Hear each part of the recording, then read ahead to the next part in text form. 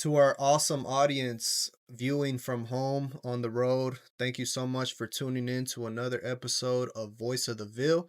I am Jerry Cervantes. Linda Michelle. Jim Alexandre. Jeff Lamore. We are Voice of the Ville. Yes, sir. And I'm Chuck Ellis. This is the second time I've been running for city council, but I'm a son of Albertville. Was born and raised here. Actually, I was born in Gunnersville in 1964, December 17th, 1964. Born and raised here on Sand Mountain. Graduated from Albertville High School in 1983. Played football, sports, went all up through the rec center over there. And then graduated from Albertville in 83. Then went to Auburn, where I graduated in 88 with a degree in engineering. Then I went in the military, stayed in the military for 12 years. I did 8 years active duty, and I did 4 years inactive reserve. And then once I got out of the military, I decided I wanted to do similar to his brother, and that was to become a police officer. And I became a state trooper, and I was a state trooper until I retired 3 years ago, June 30th. And that's where we're at now. And I'm running for my second term. First term was 2008, 2012 on city council. Okay. And this will be my second term. If I wish we did. Hey, Chuck. Hey, Jeff. Hello, Welcome. Chuck. Hey, thank y'all for having I me. want to say that because my dad's name is Chuck too. Yeah, I got one thing. That's right, Chuck Knight. Good Yeah. guy. He's also in law enforcement. Yeah. He's a good guy. He's, So speaking of my brother, shout out to Herb. Herb That's Alexandre. right, law enforcement. Appreciate you, sir. Hey, appreciate your service, Double Dog. Ex-military Yeah. Marines. Marine Corps. That's right. That's Yeah, right. he's no. 23 years serving the country. There's one thing about a Marine you got to remember, and once a Marine, always a Marine. Always a Marine. That's That's what right. he You said. don't refer to him as a former Marine. Double Dog, you a Marine. That's You're right. a Marine. That's right. Speaking That's of, right. shout out to my friend Bobby here in Albertville. Shout out Thank you Bobby. for your service. Shout out to my Service. uncle Javier, 9 years Navy. Thank you for your service. Miss Lisa Patterson never missed an episode. She already Yeah. watched that episode. Yeah, in the first hour she was already She's done. critiquing, which we appreciate. So Yeah. Appreciate that. I got so many friends locally that prior military, and if you follow me on Facebook, you'd see some of the testimonials of some of the guys that came on and Yeah, I did, saw that. yeah, did some of the testimonials, about 4-minute videos, and it's pretty neat to listen to the guys pay homage to you for what they felt like I did as a leader in the military, and that brought a tear to my eyes more than once. I guess I'm a guy with a lot of trouble, so I always have something in my heart, right? Trouble in me. So it is for those who actually believe that the immigrants that does come to this country does not contribute. So you have a lot of the immigrant sons fighting for this country, like That's another right. 24 years. Some of the folks that Jerry had mentioned here, First fighting for generation. this country, generations fighting for this country. So let's talk about contribution. I was actually a soldier in my platoon when I was in Iraq, PFC Gonzalez, and he'd come to Texas with his mama when he was 2 years old, and he got the opportunity to join the military. And once he completed his service, then he became a naturalized citizen. One of the best soldiers I ever had. I mean, See. whatever you asked him to do, he did it, and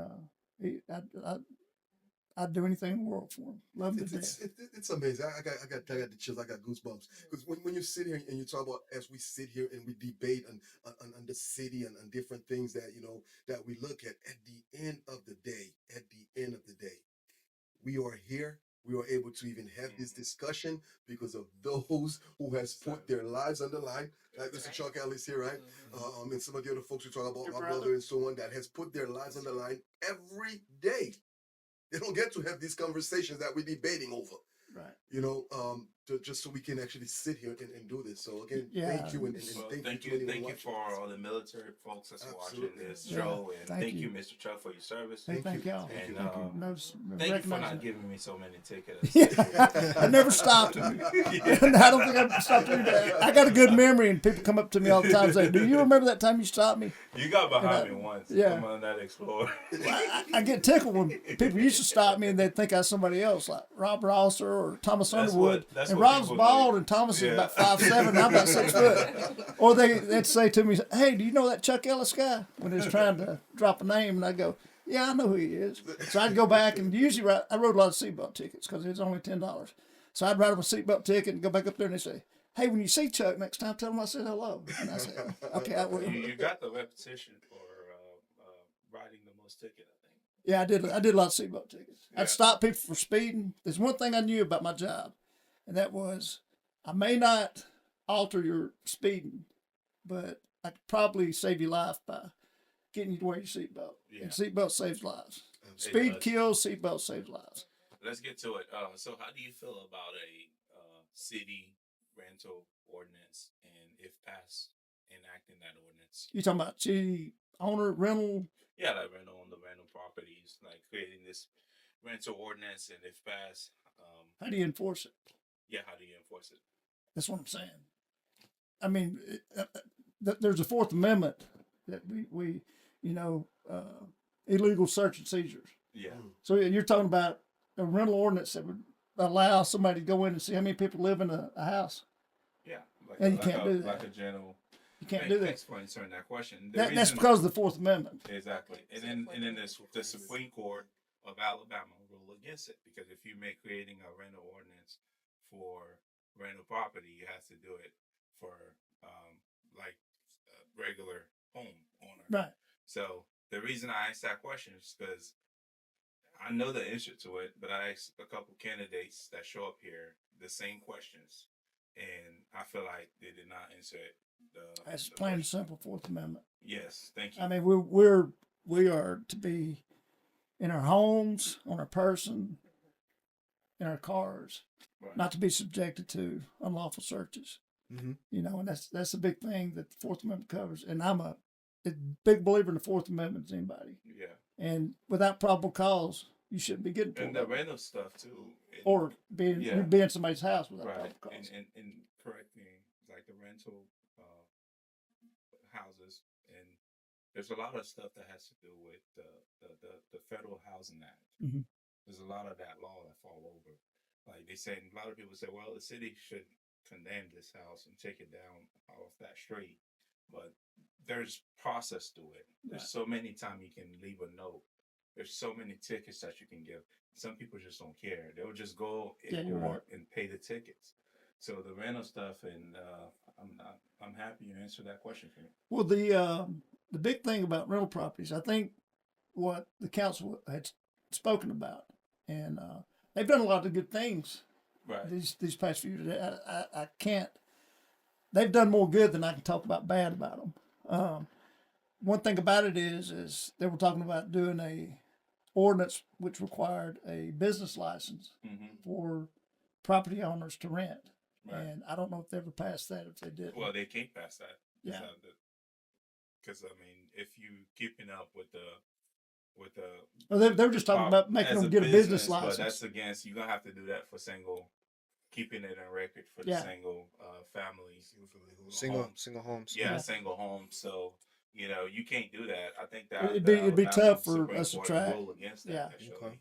I mean, when it comes to the rental, I think the bigger problem that I see, yeah, I get it with the ordinance and everything. My bigger thing, as far as I'm concerned, that I feel that impacts me and some of our viewers, Right. some of our students that have those concerns, is the highly increased prices in those rental properties. When I first came out here, what I was able to rent for $600 is now $1,500. Ooh. Outrageous, It- outrageous, and yet Ooh. the pays have not increased. No.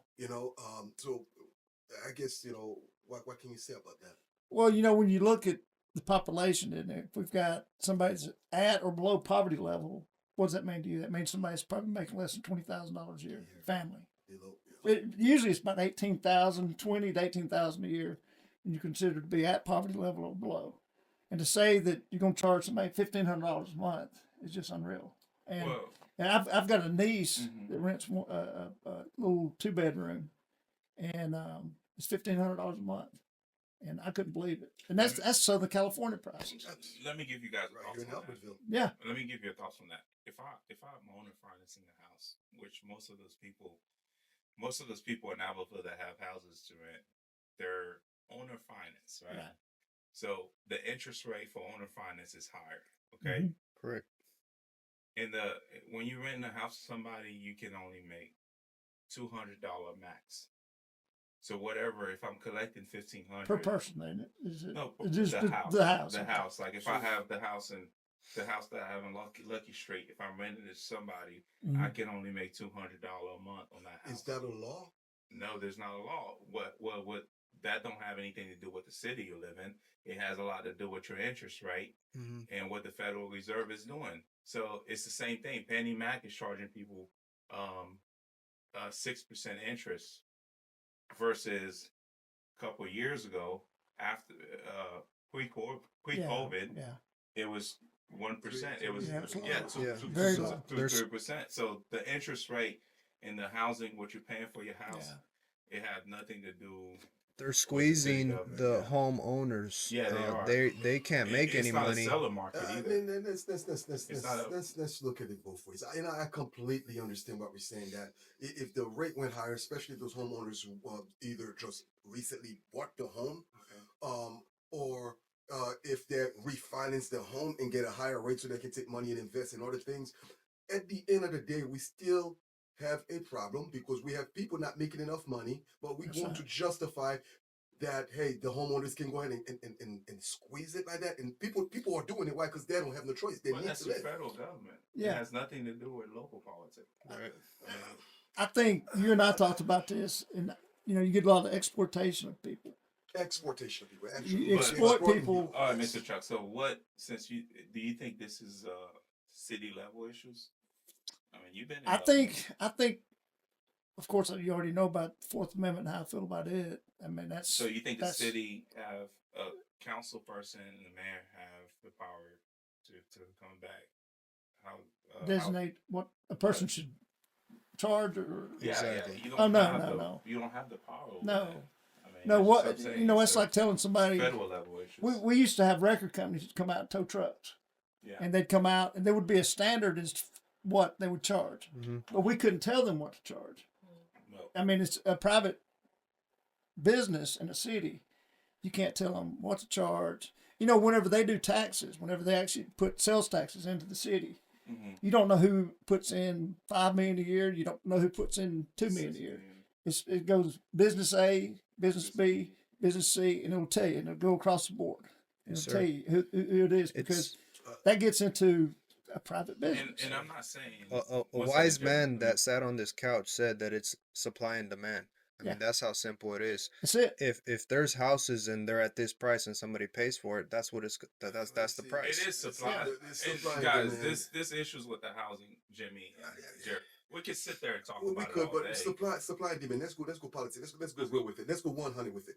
Let's press the gas on this, okay?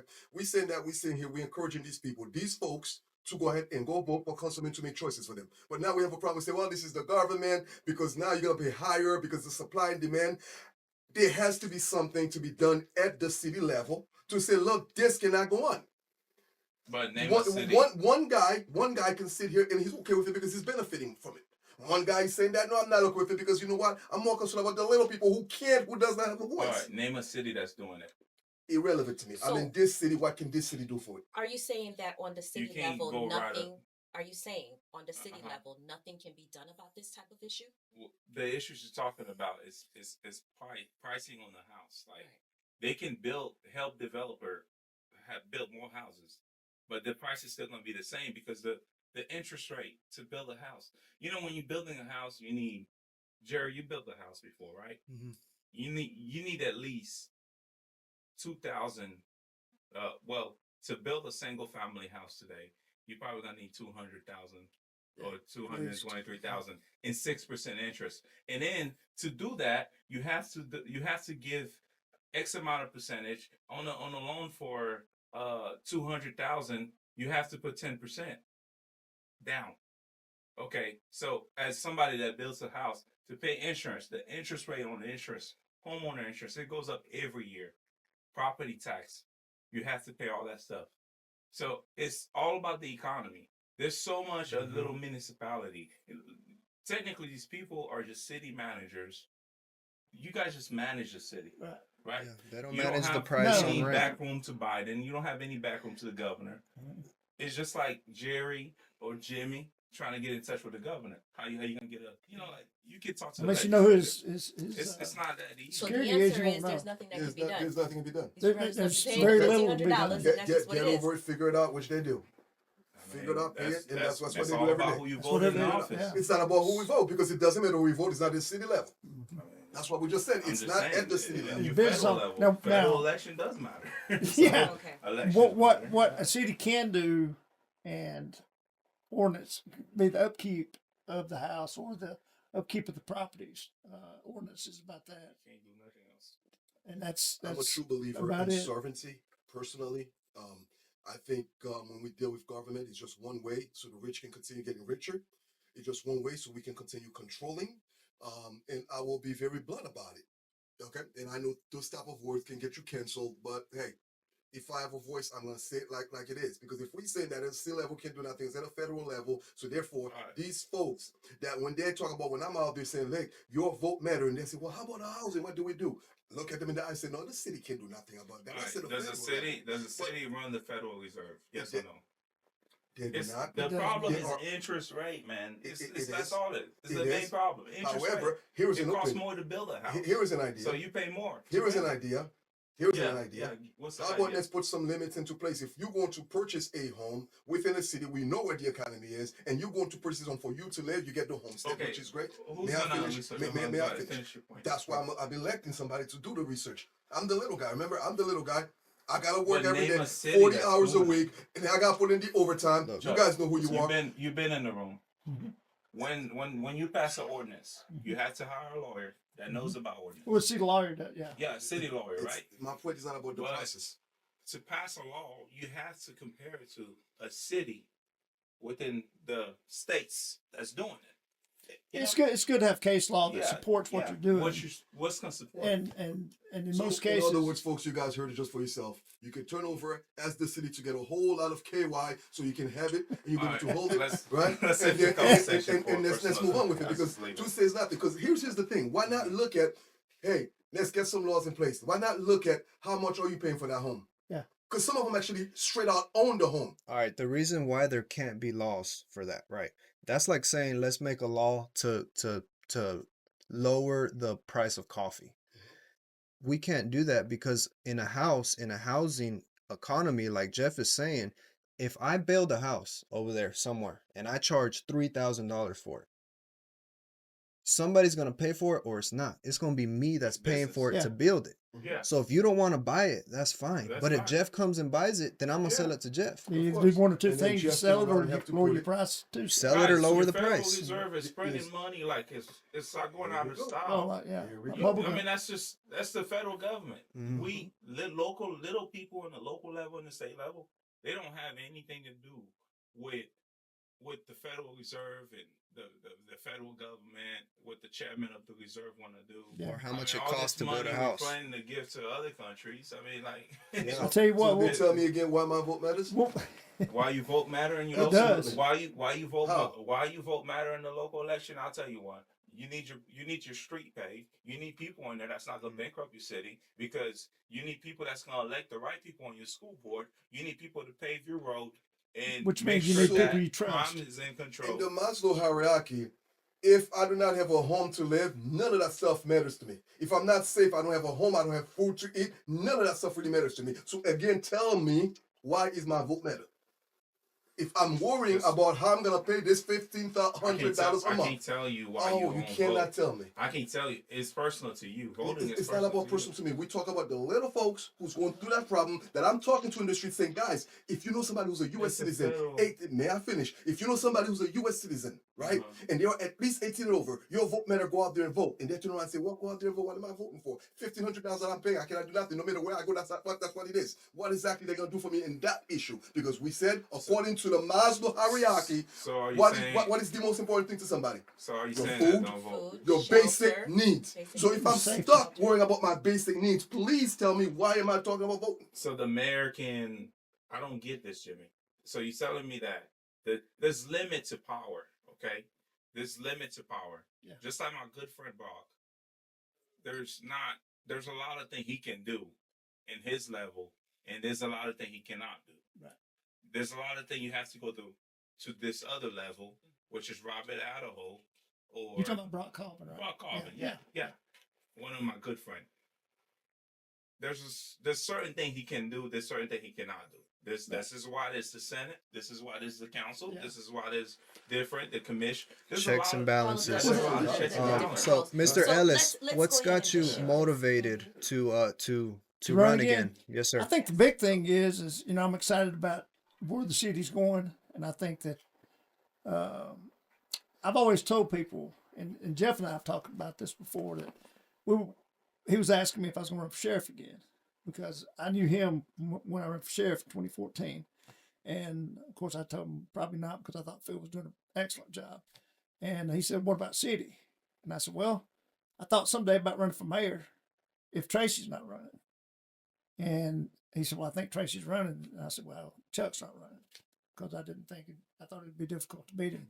And that's been 5-6 months ago. And whenever I got to looking at it, I thought one of the biggest issues we've got coming up is the Sand Mountain Marketplace is going to be put in place in 2 years. And I even mentioned that at the forum. There's things that we can do and there's things that we can't do as it concerns US 431. Back in 2018, there was a study done by 3 cities, Gunnersville, Boaz, and Alba. We paid $250,000. Well, together, cumulatively, we paid $250,000 to have a study done. When the study was complete, it was actually put on a table in the back of MUB. Everybody went to it and said, "Hey, this is what needs to happen to 431." DOT guys were there. They shook their heads up and down, saying, "Yeah, that's what needs to be done." And then, just like a genie, poof, it was gone. There are over 90 crossovers on 431 between Etowah County line and top of the mountain or Garnersville High School. That's 10 miles, about 10, maybe 11 miles. There's over 30 red lights. And one of the things we have a problem with is traffic there. And the people that control what goes on there, if you're looking at paving the road, is AlDOT. But one of the things that I would do when I first got in office, we find that study they did and figure out we did it. So that meant we were going to do something, but some reason it got pushed aside. And so we, in the state we're in now, they were going to take out like 60 crossovers. I don't remember if that's correct or not, but it was exorbitant amount. And so that helps with one issue. And then traffic signals was another issue, not synchronized. Well, we're about to get 4 more put in. We're going to get 2 down at Target. Then we're going to get 1 up towards Burger King. Burger King's mess as it is if you're trying to turn left because you don't have left turn lane. And that's actually a city problem we fix because we don't have to talk to the AlDOT about any of that. But my last 3 years that I was a trooper, that I worked with the troopers and got a paycheck from the troopers, I worked for AlDOT. That's who I went to and that's who told me what to do. The number 4 person that was in charge there, I got them in my phone. I called them up and said, "Karen, here's the problem we've got. We've got to figure out what we're going to do about this in 2 years. The study." And she's going to come back and tell me, "Well, go look at the study y'all did." And that's one of the reasons I ran. Other reason was I felt like that, 13 years is a long time. I felt like the knowledge that I had, that I learned whenever I was 47, was good. One of the things that happened whenever I was on city council, and you hear a lot about the tax revenue increased by 153% over the last 12, 13 years. It has, yeah. But what happened was we went from the state's always going to get 4 cents on the dollar. The city at the time was getting 4 cents, so that made 8 cent sales tax. Well, what we did at the time was we gave the schools 1.5 cents, and the city was operating on 2.5 cents. Well, now the city's operating on 5 cents on the dollar. Take 1 cent away from that, actually, they get 6 cents, but 1 cent goes to the school board because they reallocated it. I mess up. No, you're good. You guys, I bumped that. But 4 cents, 5 cents goes to the city. One of that 5 cents would go to Sand Mountain Park. And whenever you do that, that's what's supposed to play for Sand Mountain Park. Speaking of that, I've heard people say things about Sand Mountain Park. I've been over there. I've worked there. How do you feel about that part? I think Sand Mountain Park is one of the great assets that we've got going. I think that the things that you see going on now are because of Sand Mountain Park. But that park, the idea for that park started a long time ago. It didn't just start 2 or 3 years ago. I remember 1974, whenever 3 men got together and went to a city council meeting. One of them was Cy Swaddick. Mm-hmm. One of them was Don Shankles. And one of them was Charles Ellis. That was my daddy. And Daddy coached baseball. He was the president of the football club. And they started talking about it then. They started talking about buying the properties over there then. Of course, the city didn't have the money to do it, but it was always one of those things that was put on the back burner. And then Don ended up not being in charge of the rec center anymore. Him and Cy were I think they were back-to-back directors of the rec center. Mm-hmm. But that, in 74, actually began the idea of, hey, there's property over here to purchase. And the vision was already there. And there was actually already a drawing that's like saying it wasn't near what we got now where you can do 3D. Right. But that was another thing that whenever it came around, I was like, it took a while for that to come to fruition. But when it did, it really helped boost the economy a lot. I mean, we got, 2 more motels coming in, and that's awesome. That is awesome. You So, would- I'm sorry. So you would definitely agree that the park is definitely an asset. Oh, It 100%. is Yeah. helping with the revenue I think coming it's helping with the revenue in many ways. I think it's helping with I mean, the restaurants and the motels. I think it's helped tremendously. if you Yeah. watch the forum from Boaz, one thing, the mayor, I was watching the mayor speak. His I think it was statement Tim that was, mentioned it. Yeah. he says, they built a park. Now they're waiting on the retailers to come in. So what my question is, do you believe that we are very deep in debt? The city of Abilene?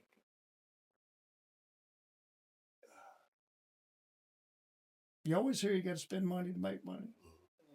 Mm. And we tried to get I think $11 million bond issue whenever I was on city council to do a entertainment center. It's gonna have a bowling alley, I think a couple movie theaters and stuff like that. Let me ask you a question. But it did Mhm. that went under. But the city's in debt. But I mean, at some It's good point, debt, right? I think the city can pay it back. Let me ask you a question. Do you believe that a city that's not in debt is a stagnant city? I do. Okay, thank you. Because people think that us being in debt can be a bad thing. Well, There's not a lot of city around here that's not in debt. I'm gonna tell you, there's 5 people sitting on that council. Right. We call them leaders, but they're actually the legislative branch of the city. The leaders of the city are actually the mayor, Mm-hmm. Michael Tucker at the street department, Mm-hmm. the guys that's running the Sand Mountain Park, Mm-hmm. Butch Carty at the police department. Those are your leaders. Yes.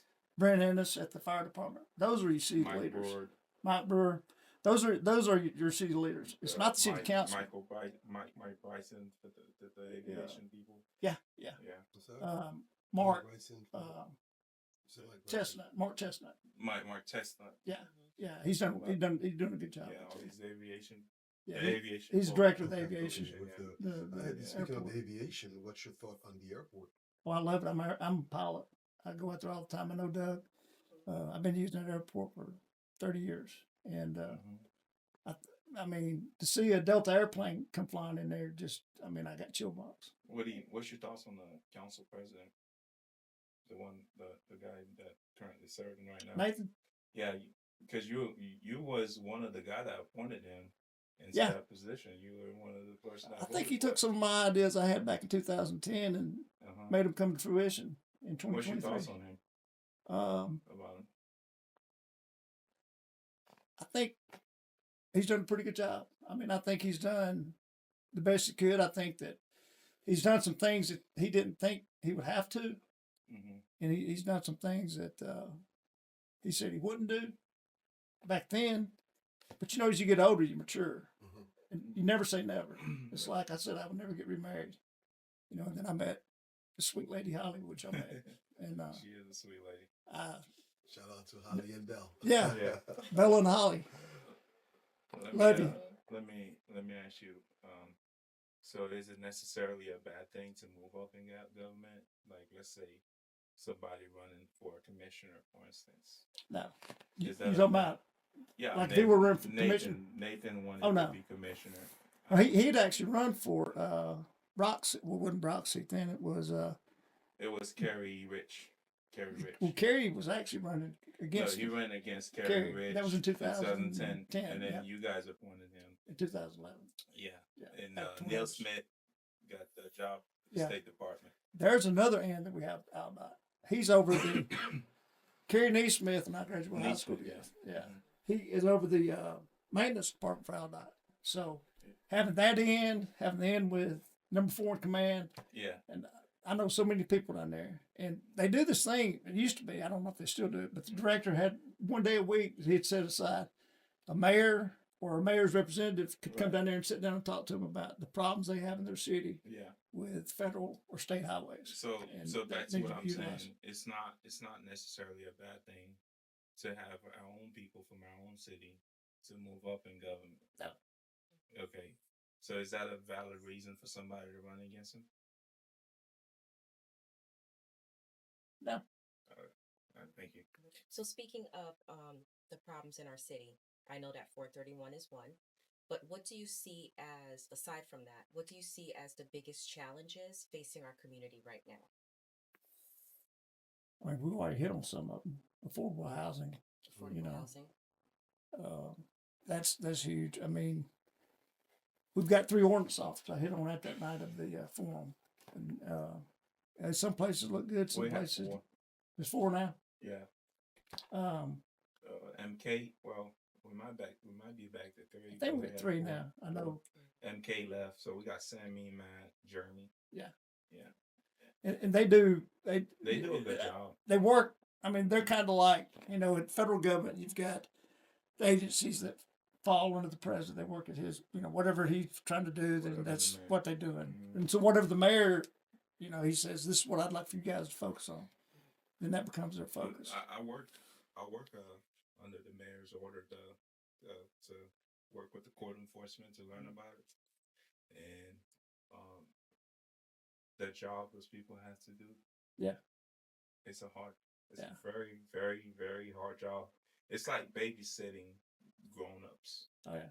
You know, you show up to one house, trash everywhere, and then you give them 15 days to clean up the house. You know, house still not clean. Yeah. But sometimes, you know, and you're probably looking at 2/3. If you say something to them, they're going to do something about 1/3. It's like, Nah, they don't feel. They don't feel like they have to. You know, like believe it or not, the Haitians people and the African people, and I'll say some of the Hispanic people. You show up, or Sammy show up, 3 weeks later they'll clean it. But it's mostly the American people yeah.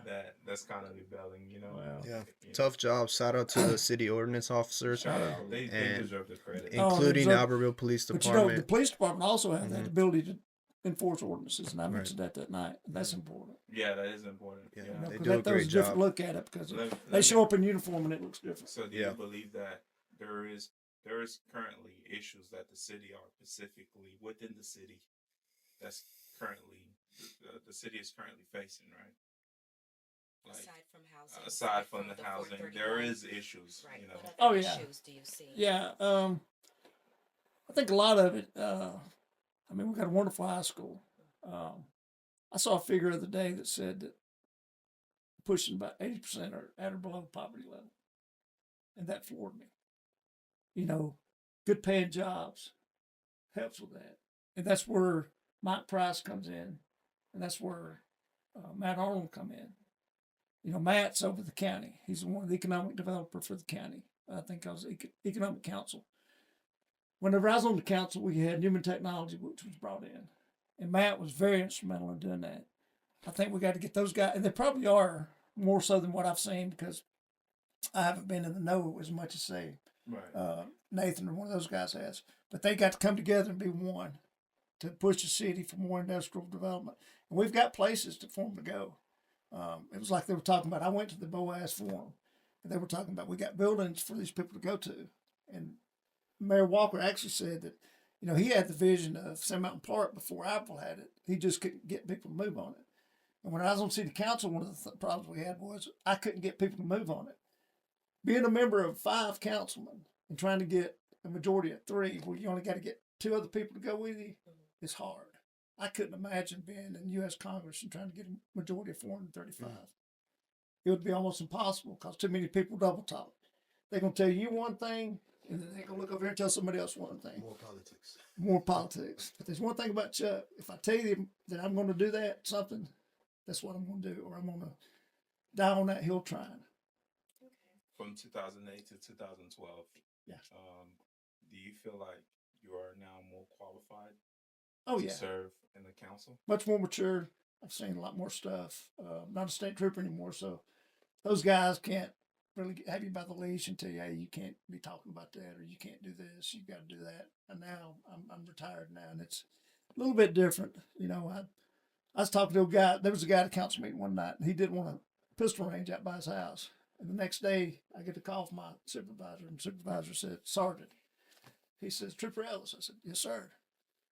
He said, Mr. So-and-so said you threatened him at a council meeting last night. I said, what? What are you talking about? And he said, you said you was going to do this, this, and this. I said, that's not what I said. I said, his words were threatening. If I was on the side of the road and he was talking to me like that, I would perceive what he was saying as a threat. I said, but I never said what he said I said. I said, if you want to see it, the semi reporter they have a video of it. And I said, that is what it is. So the sergeant called me back about 10 minutes later and he said, we got no problem with that. Drive on, go back to work. Do you feel like Let's pass it around, man. Let's pass it around, man. I wanna sip of the water too. You take one and then I'll grab one because I got a few of them. All right, man. So Yeah. Jeff get lost into it with you, man. And no? you I gotta remind him. want to stay in the subject. No, it's still same subject with the politics, but there's a Alright. few things I'm dying to know too, man. Give me some Yeah. of that food, man. I want a few spoon of it. Yeah. Go right ahead. Now you go in and I got 53. You can All go. right. So when we were just actually talking about being in the city council before, one of the things that I believe that we spoke about that we saw is that there was issues having hard times coming to decision because you guys couldn't get along. Yeah. And what we see right now over the last 12, 13 years, we have a group that actually been getting things done, such as we got the park, and things seems to be going to the right direction when you look at the history of to where we are today. When we talk about the surpluses, when we talk about taking the debt credit or our credit ratings from where it was to where it is today. So when you look at that, how would it be different for you this time, as far as being in the city council? I go When we with had any those of those issues guys. of Yeah. knocking heads from the Well, I go back to what I said a while ago. With the 5 people I was on there, when we said it for all 5 of us said we would do the same thing if we were elected. When it got time we got elected, I started moving. I said, well, since we're here, we got to start doing these things. Because this is the people that elected us to be here expect us to do this. And then you started getting people saying, well, I think we need to think about that a little bit more. So one of the key issues that we're voting on at the time, and I can't even remember what it was a pretty hot topic. They said, I think we need to think about that a little bit more. And I said, why? You said that you were going to do this. He said, well, I got some emails. He said, I have 25, matter of fact, people that don't want me to do this, don't want me to vote this way. And I went around, I said, how many people got an email from somebody? 4 of the 5 council members held their hand up. I said, you know how many Chuck got? 0. I said, you know why Chuck got 0? Because Chuck will do what he says he's going to do. You can trust that Chuck's going to do what he says he's going to do. You know, integrity in the military, if you don't have integrity, then leadership is out the window because people that can't trust their leaders aren't going to follow them. And it's like I said a while ago, we're not considered really the leaders of the city, but those people that are the leaders of the city expect us to do the right things, and they want to trust that we're doing the right things to give them the tools that they can use. It's all about trust and transparency. I feel like that being able to do a better job, more knowledgeable about it, and 75% pay raise with the police department. That's amazing. But there's a few things that affect that. One, we've got more retail, which is good. Like I said, retail starts 18 years ago, 12 years ago. At the end of our council session or our limit, we had people coming to us wanting to build within city limits. And it takes a period of time to do that. There's things that if these people were to leave office 4 years from now, you'd be looking back going, well, these guys have done a lot, but it was started on these guys' turn. Just like with economy with the president. You know, a president says, hey, the economy's coming up. The economy's coming up. Then all of a sudden the next president comes in and the economy starts going up. And they say, oh, this president did that all that by himself. Well, this other guy was telling you it's going to be that way, but you just didn't believe him. It takes a little bit of time for it all to wrap up. And that's one of the things we've got to understand is you got to be patient with it. I applaud the fact that they weren't afraid to raise the sales tax because that increased sales tax. You know, $41 million, $7.5 million a month in sales tax revenue is a lot of money. When we were looking at about 19 million, but you also got to remember that in 2009, when the stock market went and the housing bubble burst, everything went bad. We had 1 month of reserve built up, and it would because, and that's when we took over. And we were trying to pay the bills and all that stuff. And it was tough. I mean, it was a tough time to be trying to make ends meet. And I'm proud of the season the state is in. And there's no doubt in my mind. I mean, I'm a firm believer in the legislative power, which is the city council. Mm-hmm. But also, it matters who your council president is, because I feel like that's somebody that organized the council to vote and to make it happen. Yeah. And somebody that the mayor trusts to sign for decision making. Because the council is so powerful, guys. What people don't understand, the council is so powerful, they can impeach the mayor. Yep. Especially in a city like Albertville. Yes. With a city more than 12,500 people, you got can get your mayor council, impeached. and the mayor is actually sitting offside of the council. All it takes is enough people that don't agree with the mayor to get in. Mm-hmm. And that's why people think, say, this guy that's watching that, oh, you going after this other candidate. I was like, guys, it's important who your council president is, just like it's important who's in charge of our House of Representatives, who's the president. Under Nancy Pelosi, things were a lot different. Under Mike Johnson, things are different. Under Kevin McCarthy, things are different. So it's the same thing in the city level. I agree with that. But you mentioned, Chuck, that they know that you will do what you say you're going to do, which is huge quality. We talk about dignity, leadership. Very, very, very good. Let's correlate that with the donors, because we know we have a lot of donors that goes into politics, and as anybody who's watching can probably say I'm pretty new to a lot of stuff that I'm actually learning about in politics. And you talking about people donating to donate to your campaign. Oh yeah, I've had three. Three donors. Yeah, 3 donors. You have 3 donors. Yeah. At least we know exactly how many donors he Yeah, has. I can tell you, and it's less than $1,000. I wanted to do that because I didn't want to be begotten to somebody. I ran for sheriff. I ran a campaign on $16,000. I never asked a person for a penny, and I had people give money to me and say, "Hey, I want you." And I'm like, "Nah." And same way here, I go see a guy the other night, and he gives me $100 bill. And donors are not necessarily a bad thing. No, it takes money to run a campaign. Because if you got these common folks that's giving $100, that's $100 off their grocery list right there. Because if they're in the budget, I mean, it's not necessarily a bad thing, for somebody to give $100. But what is a bad thing is a lot of people that get money from those big guys with those big companies, they're not reporting it. Yeah, that's a bad thing right there. One of the biggest things I've learned in this whole mix is that donors play a huge role. You don't know who's donating to who, and then it comes into a good old system of you scratch my back, I scratch your back, and then again, the little people who has nobody fighting for them have to deal with the consequences. Yeah.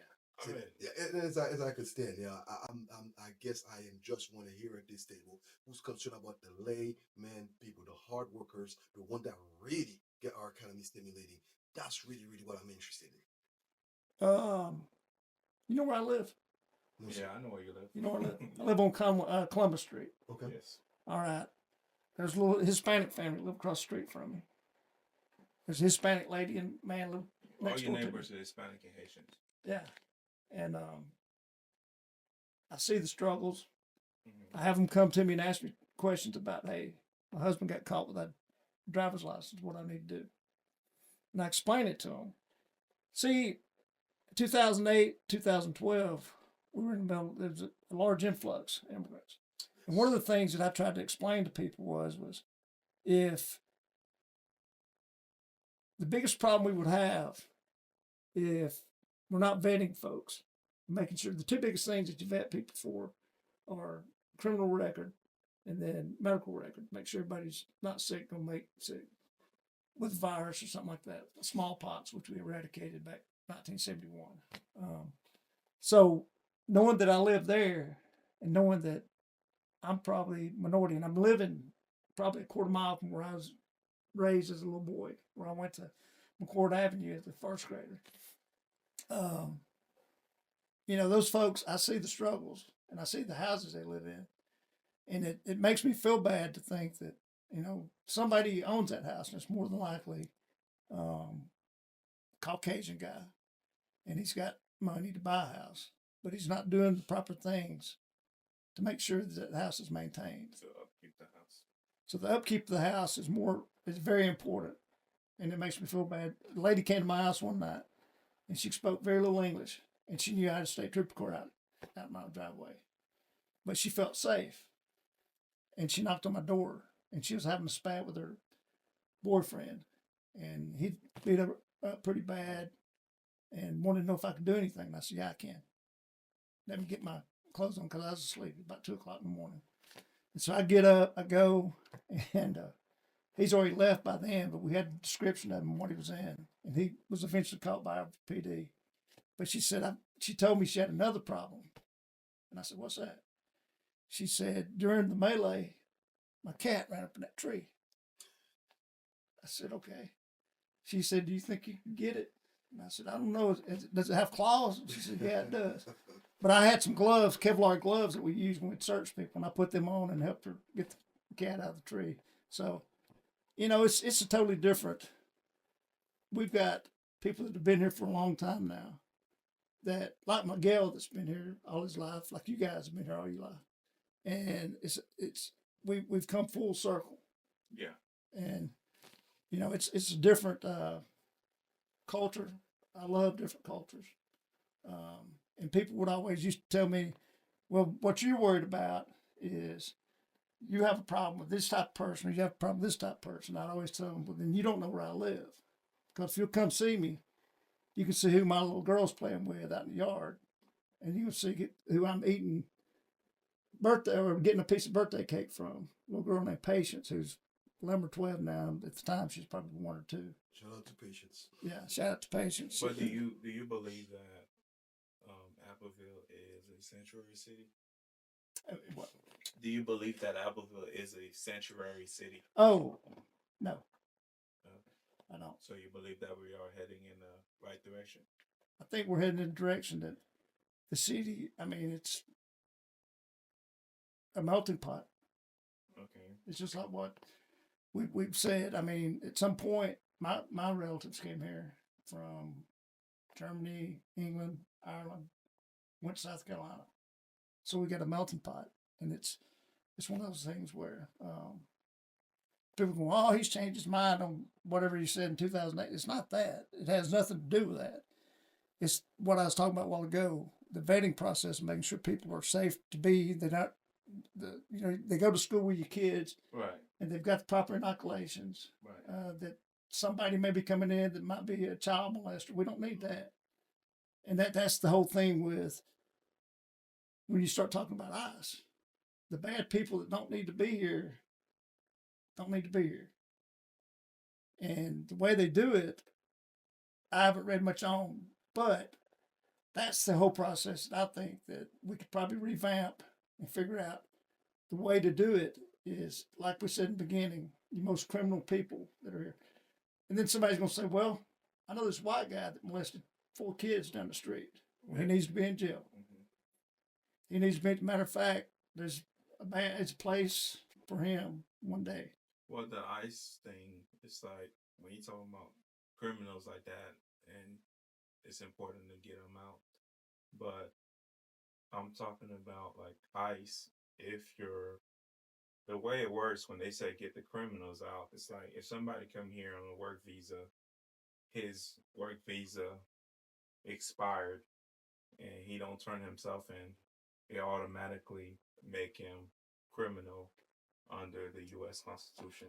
I'm gonna be honest with you. Whenever they first said it was gonna be the most dangerous of people, I didn't think they were talking about that. No, it's the people that are visa that's working at the chicken plant Yeah. that's doing all this stuff. They had a TPS, The temporary TPS, protected. Yeah.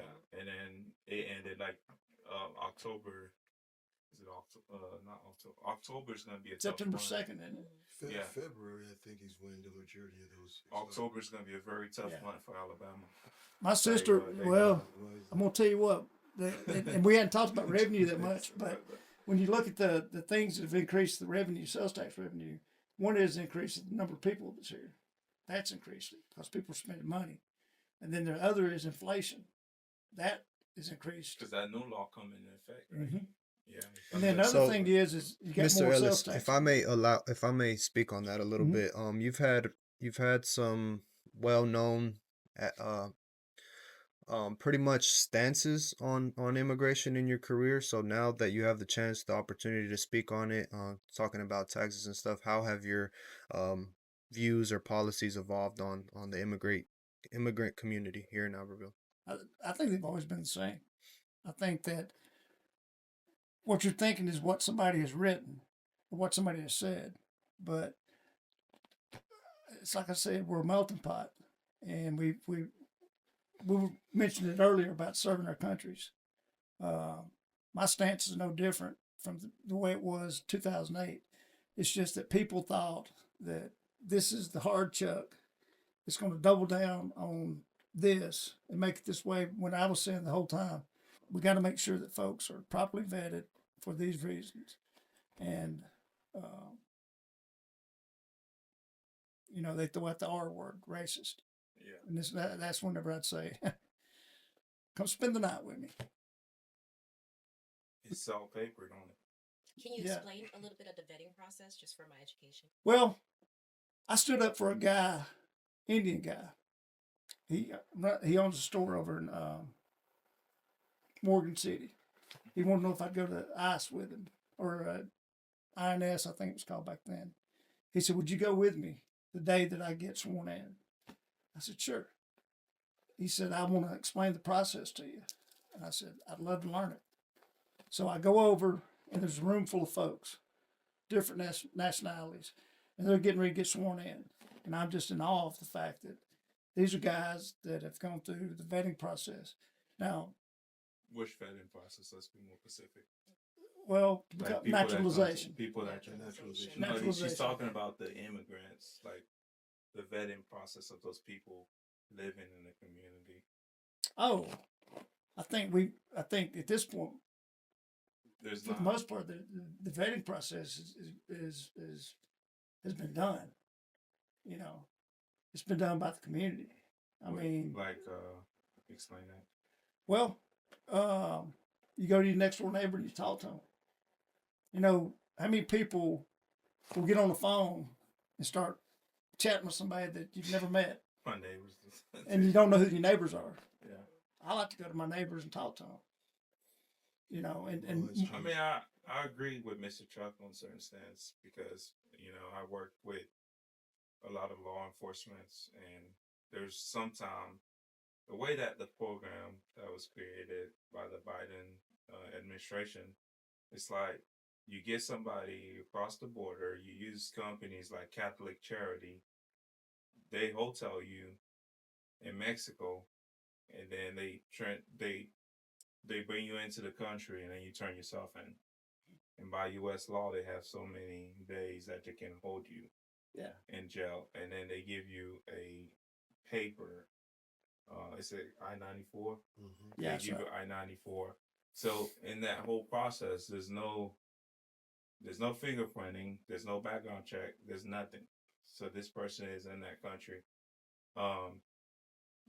Then they end up living in our cities and different places in the country. And I had a situation in Huntsville Mhm. where I was talking to a couple policemen that wanted me to help and translate a guy that was part of this gang. Mhm. And now he's here. The FBI got onto him, the Huntsville office. They got him arrested, supposedly.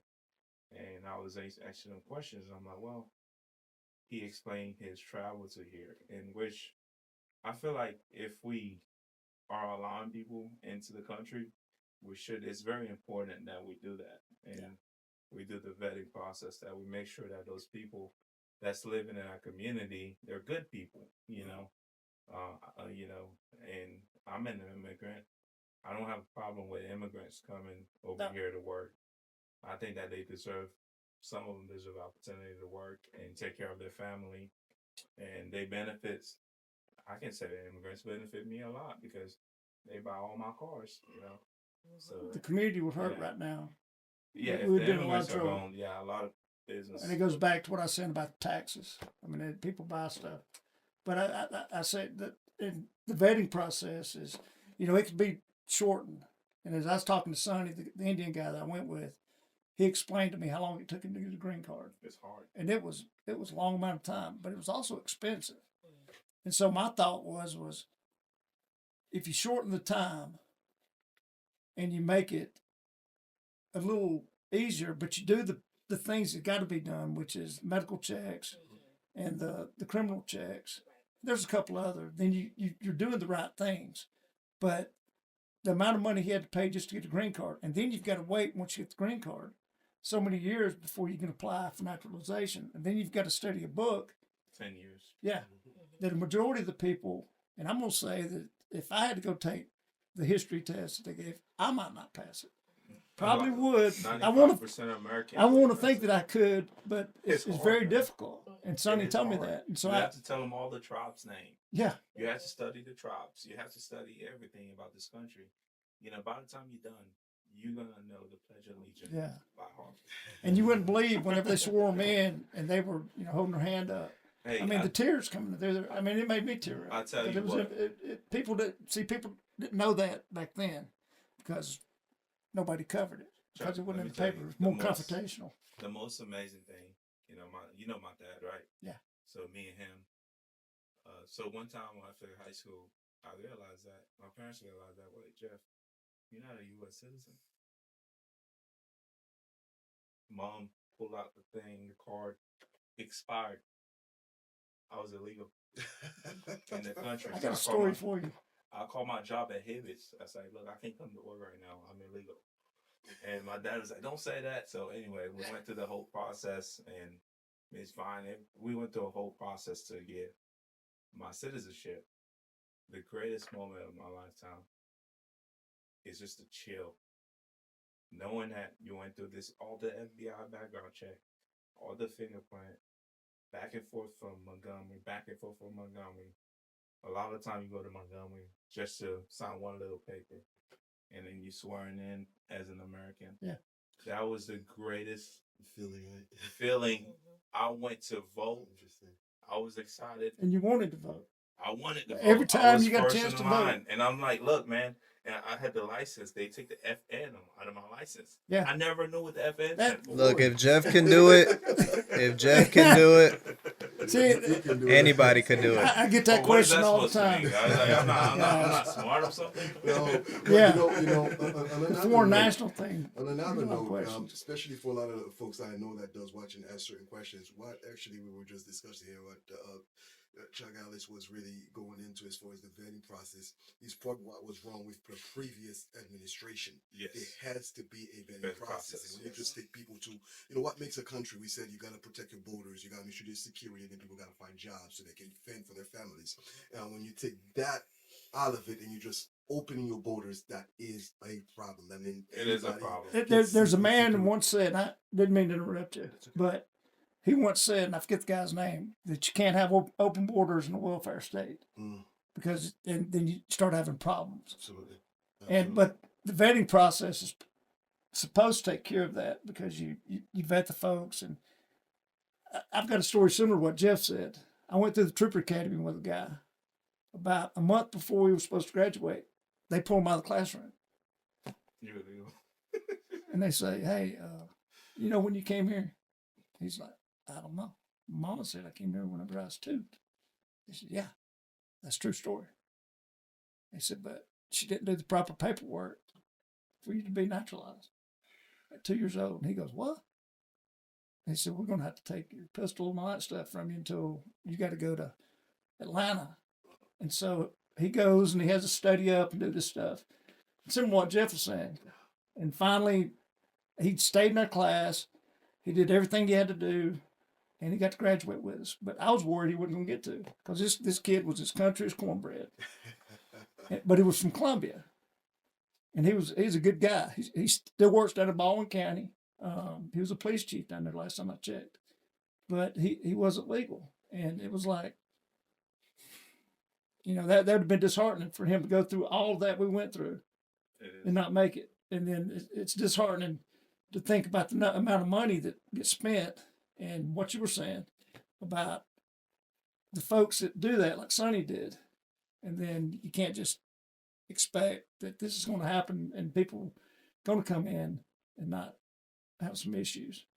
My brother-in-law in 1999 was shot outside of his business. Young man shot him. He was from Mexico, and he was illegally in the country.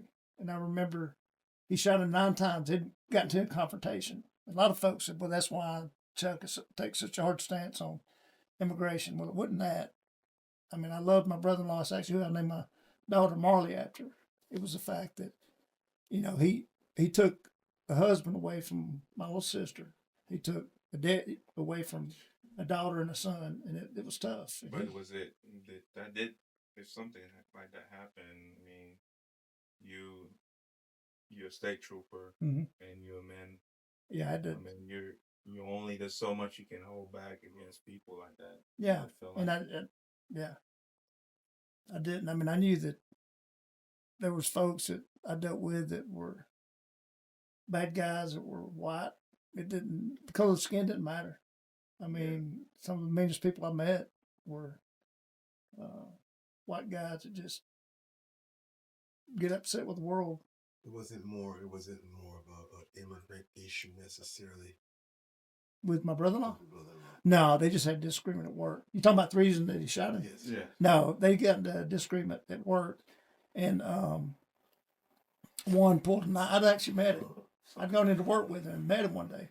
His name was Juan, and Juan Carlos. And he went in and he pulled a knife on my brother-in-law at lunch that day.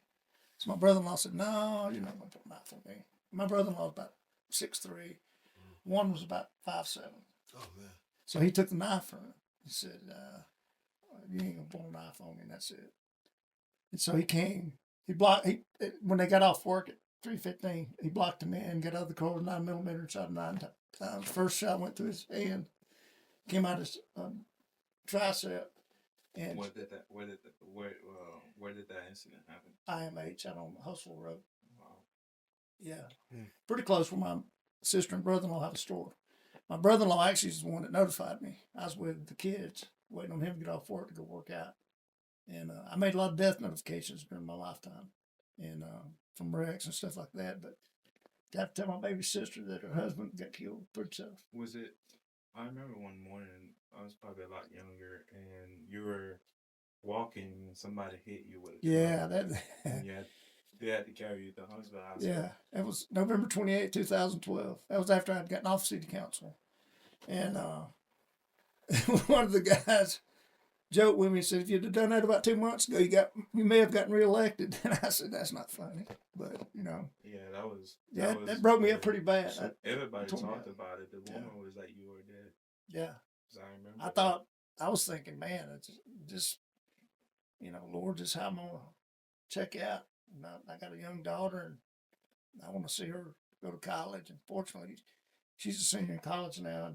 And young man that hit me, he was tore up. He jumped out of the car, and I honestly thought he did it on purpose. And I concealed carry, and I started trying to reach to grab a pistol because I didn't know what his intent might be. White guy. And so I go, I'm looking, and I can't move. I landed on the toolbox in the back of his truck. And so I knew that I had to get out of the truck. And so I dove out of the truck thinking I'd catch myself. But I landed on my head. My arms wouldn't work. This arm was paralyzed.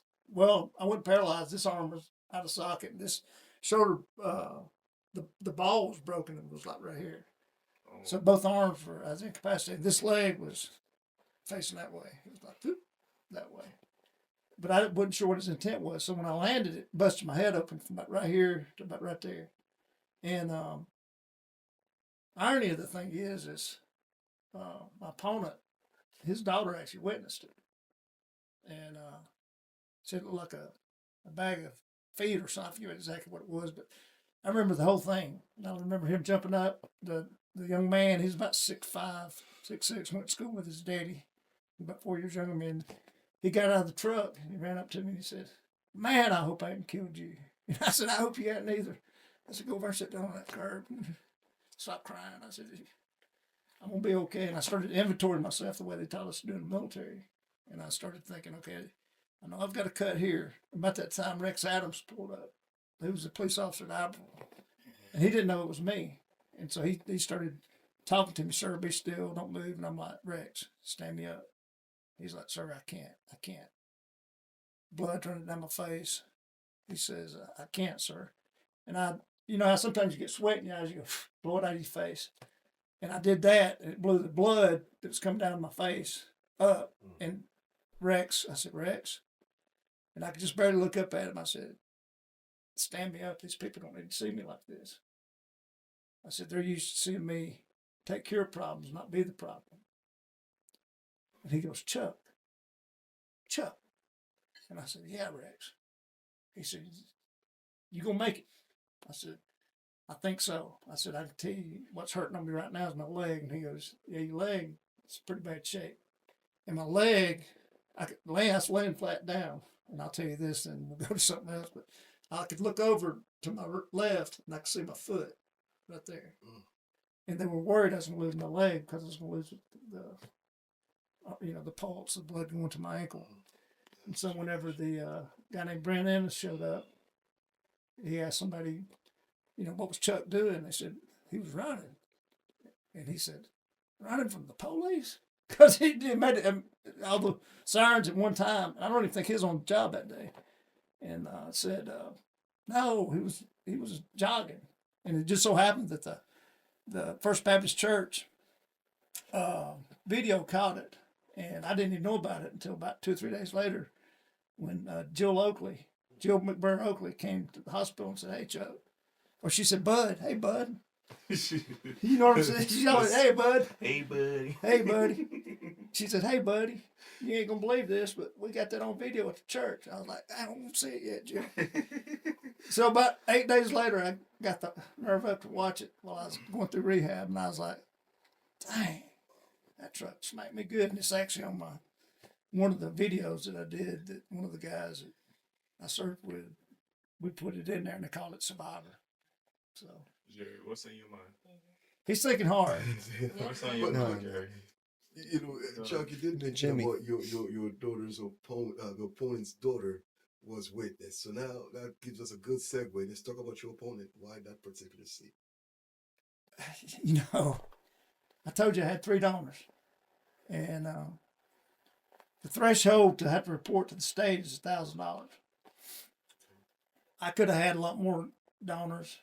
One of the hardest things doing a political race is to ask people for money because you get the feeling that sometimes people might do it for the wrong reasons, like what Jeff's talking about, wanting favor. And so most politicians have a hard time doing it. Mm-hmm. So most of the time, whenever I would receive money, Most honest politician, let's be clear. Yeah, Most that's true. honest politician. That's true. They, come to me and say, "Hey, I want to give you something." I'm like, "I'm good." And I said, I've got my signs. That's a place for it. And I was talking to some folks still wanted me to run for mayor up until the point where we was qualifying. And I said, "No, I'm not going to do that." You did a last minute announcement. Yeah. And they said, "Well, what are you going to do?" And I was like, "I don't even know. My mom's in pretty bad health right now." Because somebody told me, So- "Hey, Chuck's gonna announce." I was like, "No, he's not gonna announce." Yeah, And just out of the then- blue I did. Yeah, it's almost time to close. Yeah, I went to him and I started praying about it. The last thing. I did it on the Monday because I had to work on Tuesday, but I started praying about it a lot. And I said, "Can I tell you on Friday?" They said, "Well, will you consider running for city council? And I said, maybe. So When I you got say to the thinking people, about are it, you talking and about my the- sign still had place 4 on it. Yeah. And I knew the red been on there a while. And place 4 it was. And so I didn't have to spend $5,000 on new signs. And I knew that a lot of folks knew me, and they knew that, I'm not going to tell you, what I'm not going to do. I'm going to tell you what I'm going to do, and I'm going to do my dangest to do the right thing. And, So you're not running against Mr. Ray because he's not doing a good job? well, I think he's one of the quieter ones. I think that we could. I think he has had a lot of good ideas. I think he did a good job for the school board. But remember, I go back 2010 whenever we were talking about, or Yeah. 2011 we were talking about the money, 5-cent sales tax. We were in such a bind because the housing bubble burst that we were trying to figure out how we were going to generate revenue, and we needed about $3 million a month or a year, and the 5-cent sales tax came up, or the 5-cent reallocation funds from the city of the school board. And so I brought it up, and everybody's like, oh. And I never will forget, city clerk at the time, Phyllis Webb, says, man, they'll hang you at the town square for that. Yeah, shout out Miss Phyllis. Miss Phyllis is a good lady. Phyllis is I a love her really to good death. But she said, that's going to be tough. And I was like, She knows the history of the she's city. good. She's She's really very good. good. She's a very good clerk. And I said, we got to do something. And I remember I said, pick your poison, because we got to do something. So Well, that Nathan said he couldn't because he had signed up. So that 1 cent tax was your idea. No, the 0.5-cent sales tax. Half cents. It's a half a cent. Yeah. That's the. It was money actually that done in 2 resolutions Yeah. that equaled a To 0.5 cent. half cents. Okay. Yeah. That was my idea to start with, and then the other was the 0.5 cent. But the made people 4 cent were standing up, clapping when it was when done. it passed. Yeah. Yeah. So like, it was I got a lot of support whenever I mentioned it. I mean, I had a lot of support. But Of course, the school teachers weren't too happy with it. Now I'm married to a school teacher, but Was it not a big team effort with Nathan and all these people? they didn't want to back it at all. Okay. Sales tax was a no for Nathan back then. I guess, okay. So my question would be, since the current council, okay, they've worked together harmoniously, it seems, 13 years in together, and they've achieved a great deal. What steps would you take to preserve that cooperation while also bringing your own ideas to the table? You know, the sign of a good, we're going to go back to the word leader, because that's, although you're really not, but the sign of a good legislator, or whatever word you want to use for the councilman, would be to go in and not make too much noise in the beginning, but listen to see where everybody's at. You got to feel the pulse before you can start doing CPR. You start doing CPR on a live body, and you're going to kill somebody. And that's definitely not what we want to do, is have the city go backwards. And I've said it when I came in here, I thought there's been a lot of great things that have been done. But at some point, we're going to have to focus on the infrastructure of what we got. And that's all going to come from ALDOT, our participation with ALDOT.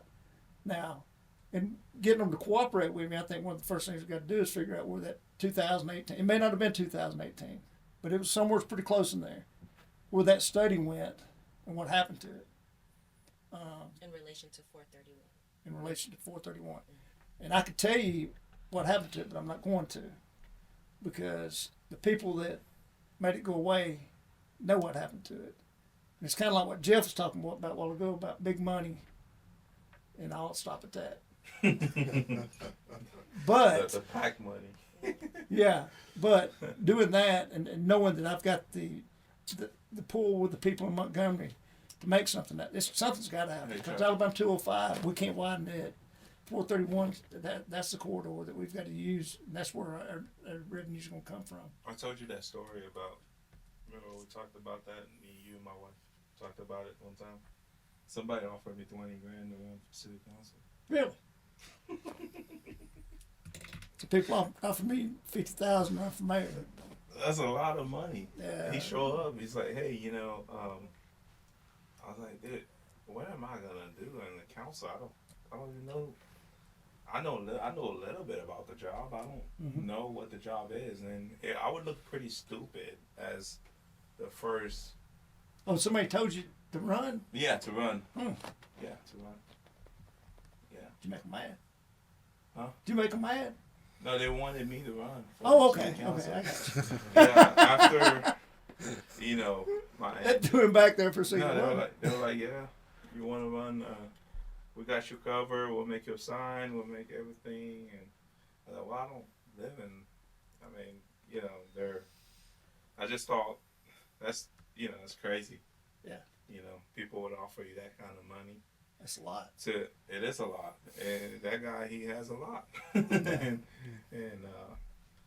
Yeah. Politics, but if Transparency, is when you start talking about money, there's nothing that's more important than transparency. And it don't matter if it's coming from donors or if it's the money that we're using. We got to be transparent but because if somebody give you if you're 20, not, then people transparency, lack of transparency breeds distrust. I mean, if you're running for city council and then you're like me, for instance, I'll be the first black city councilman on this council if I did win. We had the first female president, Yeah. Diane McClendon. Yeah, which I think I would win She because I did a know good a lot job. of people and I know how I know how to I know how to work that system. you know how the system works. I know how the Yeah. system works. I think I would win if I. A lot of people think I would win if I won. Yeah. If I decided to run for office, but I don't want to. I don't want that stress. I'm comfortable with my life and. That's pretty comfortable, I too. can say whatever I want online, like it or not. I can delete you. Yeah. How people get mad Well, at me for deleting their posts. I tell you, Yeah. I was pretty happy before I got back into politics, and I've enjoyed it, and I still think I got something off the city. Let me ask you a question before you make that thought. You were concerned about Abbeville meeting. The concern about Abbeville. They had the big meeting. Oh yeah, over at First Baptist Church. Yeah. Yes. How did you feel about how that guy was degrading people? And I thought- saying that facial smell stank. And, Oh my goodness. I thought he. Yeah. With I Jake kind of tuned Palmer? him. Yeah, I kind of tuned him out a little bit. I don't know where he came from, what his qualifications were. I would like to see him. No, you Exactly. talking about Jay Palmer or? No, the guy that. Oh, you talking about the guy that was up in the audience? Yeah. Yeah, I don't even know if he's from here. I don't know where he's Man, from. that was like, whew. Yeah, that was embarrassing. Yeah, but I mean, I know How did I feel about it? I was embarrassed. Really? It was difficult to sit there and listen to somebody be that. You don't think you attending that first meeting might affect you with some of the voters? No. Because a lot of people that's active in the community. You know who's sitting on the front row? My opponent, his wife. Okay. Because I actually sat there and talked to him. Okay. He was the only city council person that went. Well, my aunt was one. Yeah. Jerry Lynn. Yeah. So, I forgot who invited me. Jay Palmer, Yeah. Teresa Ferguson invited Miss me. Ferguson invited you. Okay. Yeah. She invited me to come. I sit over the side, and I had people then ask me, "Well, you gonna get back in politics?" And I'm like, "Lord, no, I ain't get back in Well, politics." people, But then I started. Then we got everything going, and it got that movement got really dangerous for a certain. well, there was a lot of rhetoric that was used that just downright cruel. Because the paper made it seems like I was against you guys and you guys were versus me. Yeah. That's the way that. I remember you came in the store after that and we talked. You came into Yeah. Griffin's and we talked. I was buying Shout out to watch. Neil, by the way. Yeah. Yeah. Yeah.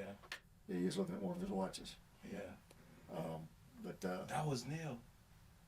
that had the watches. Yeah. Yeah. Oh, You didn't know that was Neil. he looks different. Well, if I may get a little controversial now, I guess Yeah, you go we ahead. touch a lot of things. If I could try to get a little controversial in it, I'm gonna ask the question: if Chuck Ellis had his way, and you get elected, what other 4 council individuals with what we have right now would you have sitting on that board with you? Tough. You know we don't put signs up in the yard for a reason, right? And it's just because you don't want to support somebody and they go, well, he supports him, so we're not going to vote for him. And you'll never see another opponent put somebody's sign in their yard. And if you go by my house, you'll see 2 signs. Really, one. There used to be one, and then my wife put a second one out, so there's 2. And there'll be 2 until after the election because she put the other one out. And she's the boss. Who's Shout the out to the other boss. No, I got 2 signs in my yard. one? Oh, 2 years. 2 of you. But any of them I could work with, whether it's Bonnie or our buddy, hey buddy, Jill, Jill, Buddy. yeah, or Nathan and I worked good. I mean, headbutting we had there was whenever we were trying to figure out what we were going to do about the half-cent sales tax. Yeah. And I kind of. Would you? And he gave you credit on the show he for gave you a that, lot by of the credit, way. yeah. Did he? Yeah. So let's say Bonnie. And I could work with him. That was one thing that. Well, that was the whenever it best came- tax we ever paid. I Do what felt- now? That was the That's best tax that we we've ever paid. yeah. Mhm. Yeah, you talking about back to the city or to the schools? Both. No, both. Yeah. Both. And one of the greatest things to me in our politics, I appreciate that. I mean- You did that. the best thing to me, I feel like one of the best accomplishments is getting that. It was a $50 million off the books. You remember when Mub did the sewage project? Yeah, 58 million. 58 million. Yes, you guys got that off. Yeah. That was one that people don't give you guys enough credit Yeah, because it was tough. I mean, investors. If I'm an investor and I notice that you're 58 million in debt, I'm not gonna want to Yeah. really We had a do business with you. I forget B+ rating with the, but we I mean it was just We have the best rating right now. it's AAA. Yeah, it's pretty good. Oh, that's very good. Yeah, that's I like mean, that's compared something to credit, work it's with. like almost a 7 credit rate. Six. I think, yeah, high 6s. I think it'd be equivalent to more like 750 or above. Yeah, 750. That's Yeah. that's really That's excellent. that's really good. So Yeah. under whose leadership? So now. So the others, I can work with all of them. The mayor. I've already proved I can work with Can you work with mayor? Nathan. Well, I mean, they said give him a chance to answer my Nathan- question Let him because I, answer. let him Mayor- answer the question. I've known Tracy a long time. I've always thought him to be a good friend. I've known Justin not quite as long. He used to go to church with us at Corinth. I could work with either one of them. You work Is at somebody knocking? yeah. We'll just let them knock. You go to Compassion now. I do. All right, the time is almost up, and can you tell the audience why you and why they should vote for you, and what you got to offer? Back whenever some folks wanted me to run for mayor, and I've said this all along. I Hey, said, don't get emotional now. no, I'm not going to get emotional. No. I hadn't even touched on the They got veterans. you like 3 votes. They got you 3 Three votes, yeah. I heard Yeah. They got you 3 votes. Somebody was like, well, I wasn't going to vote for him, but he cried. I'm going to have to Yeah. vote for him. Yeah. Some of the veterans got a little emotional with me, and I saw Yeah. them down there shaking their head. But that's the true thing. Their mental health in the community. That's real. And I mean, it's. I can't say enough about the guys that call. You give us a political answer. You What's said that? doesn't matter who under council seat, you can work with any of them. I can work with any of them. And the same thing. I can work with any of them. I can mingle with. I mean, that's one of my pluses. And if you watch the videos of the testimonials, they'll talk about.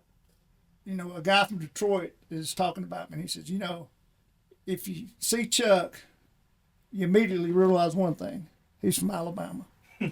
That comes out pretty plain. You realize he's from Alabama. But the other thing is you start realizing. He said the guy grew on me quick, and I'm a boy from Detroit. Said, but he could mingle with any group of people, and that's the same way it would be with city council. Being able to work with different groups of people, and the deal, whether it be the DOT or the school system, and we really hadn't hit on those guys too much. But I think the relationship we got with the school system is at its best. Whenever you've got good people on the board, and I think we've got good people on the board, but that connection to Aldott, we've got to get somebody to make it. And I even stepped up at one point before I ran and said, hey, I will be the liaison for the city of Albertville. I will be your 431 quarter czar to get it fixed. And we can go to Gunnersville, Boaz, and Albertville, and we can do it. But the problem is we've got to make a move on it. We can't keep waiting.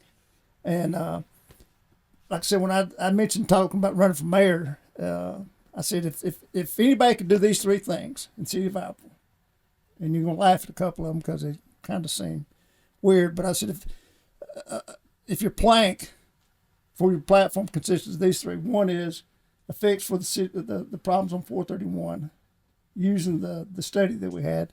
The second one was when people are driving home at night in the middle of January and it's dark at 4:15, get that darn time change fixed. So the time stays the same, but we still got a little more daylight, people driving home. And I said, and then when they get home, they got to make supper and they're getting telemarketing calls. I said, as a mayor or somebody in position, if they could fix those three problems, they can run for any office in this state and get elected.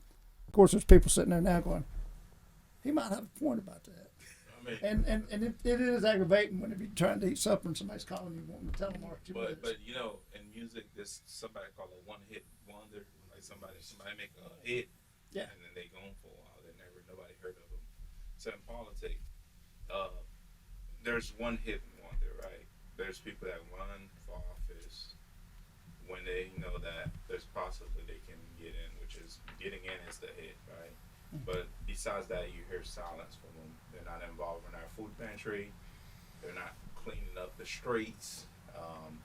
They're not volunteering on Saturday picking up trash.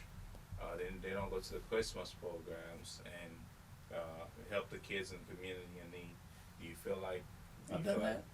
I probably hit about 75% of those. Really? Mm-hmm. So you know where all the food pantries are? I don't know where they all are, but I can tell you the biggest one I worked for was the one that come out of Huntsville. The food pantry that supplies food. That we line the cars up over there. The food bank. Yeah. I've helped with that one a lot. But But the cleanup part Yeah. of it would keep America, keep Albertville beautiful. Yeah, I've done the pickup on Saturdays. that's when passed it's out. pure What? politics. You wanna? It's pure politics. Yeah. Keep Appleville beautiful. Yeah. You One of the agree best with things we did as city council was that recycling center down there. Yeah. Whenever we got that going, because plastic. I mean, we got to take care of the earth. I mean, I'm so thankful that we're able to do that because other places do it, and Miss Jeannie does a good job with that place, and the budget as far as it goes, I think their budget it's less than $1 million.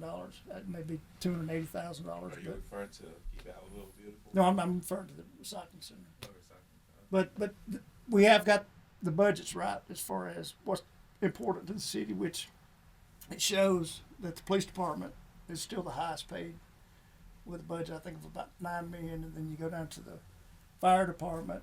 And the rec department a couple of years ago was about $11 million, but it's dropped back down to about $2 million. And then street department probably looking about $6 million for Michael and his guys. But we've got that right, because the most important thing that any city government does is provide safety for its citizens. And that means that they're safe in their home, and you got good police officers that get good training, You do. that understand what the Fourth Amendment is. Because if anybody should understand what the Fourth Amendment is, it should be the police officers. Yes. Because that's the one that can get you in more trouble than anything if you're a police officer, is if you violate somebody's Fourth Amendment right. And unfortunately, it happens, and Here. it's bad. It's unfortunate. And, I think It doesn't happen a lot, but it's all about training when it comes about to the Fourth training. Amendment. Yeah. And unfortunately, a lot of people, and again, like I said, the little guys, I just like it because I think nothing ever forgotten. They just do not know enough about politics. A lot of it, they do not understand. Like some of the things we discuss here, like I know some folks are just trying to listen to it and really trying to connect the dots. Yeah. So I really appreciate all the information that Yeah. you provide. Yeah, I appreciate it, and like I Thanks say, for stopping by. hey, you trust me, integrity. I had a good buddy that told me, I went to his house a few weeks ago and he made a video for me, and he said, and I'll end it with this, was integrity is the underpinning of trust. Amen. I mean, that is the foundation of trust. If you don't have integrity, you can't get people to follow you because they don't trust you. Yeah. And that's one thing that you can ask anybody, whether whoever it is, if he tells you he's going to do something, he's going to do it. And if you disagree with him, he'll listen to you. He may take your advice, he may not. But he's going to stick with what he knows right, and he's going to stick with the people that know that that's what he said he was going to do. And it's important to keep that integrity intact. And that, my mama, 82 years old, and she's got some medical problems now. And that's where I was this morning at 5 o'clock. But, she said, son, one day when you die, the biggest thing that you can hope for is that when people walk by your grave, they can look at that grave and that headstone and say, there lays a pretty good guy. That's a pretty good guy right there. Let me tell you a story about your mom and dad. I was working at the Pig. I just started. And then they would see me. They'd be like, here's the Gale grandson. And they'll stop there. Yeah. They're always together as a couple. It's not, yeah. Yeah. They came up there and Always. they gave me, I was hungry that day. And I noticed that they went somewhere and bought me something. And you were running for sheriff at the time. I was like, you guys are not trying to get my vote, right? I can't vote. And Well, they're the sweetest people. I appreciate that. They come to the Pig. I love I used to work at the Pig. They'll show up all the time. Big-hearted. That's where I got my big-hearted servant heart from. Yeah. My sister's a teacher. I was a police officer, and my youngest sister used to be a nurse. Yeah. So they raised 3 servants. My youngest sister actually runs the DMV in Gunnersville now. Right. And she knows all these laws we've been talking about, the temporary protective services. She knows when they're up and what she has to do, and the foreign national part of it. And when people say, people with foreign national driver's license can vote. They're stopping did you know about them stopping like when somebody have a foreign national, the new law that was just passed. Oh, the STAR ID. Yeah. They're stopping a lot of the people that's on doing color code, that's in probation and different, that's going to court, or anybody that has they can't get a job now. It's gonna be in effect where they can get a job and they can go to your school. I was saying they were doing the STAR ID They so can go they to couldn't the get on the school. plane and leave. Yeah, they can The even big get their reason. GED. They're Right. cracking down on those. Started in October. They cannot go get a GED. They can't go to school. They can't do nothing. They just can be in the country. If they don't have. No. If